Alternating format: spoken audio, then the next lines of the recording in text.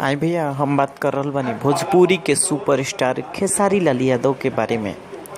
जी हाँ, खेसारी लाल यादव के आखिरकार बिहार के राजनीति पे बयान आ ही गई। आन दिनों भोजपुरी सिंगर के बहुत सारा गाना आयल रहा और खेसारी लाल के एकरे बीच बयान आ गई ह। खेसारी लाल कहनी है कि हम सीधा तौर पे केकरो सपोर्ट ना करीला, हमरा राजनीति से और राजनीति पे कोई विश्वास नहीं खे, ना ही अनुभव बा। हम बस इतने चाहब कि नरेंद्र मोदी के सरकार बनो या नीतीश जी के या लालू जी के, बस हमारे गरीब के भलाई होके के चाहिए। गरीब खातिर इज्जत सम्मान मिले, सहयोग होके, हेल्प होके, वही सरकार के हम चाहब कि बिहार में भी बनो।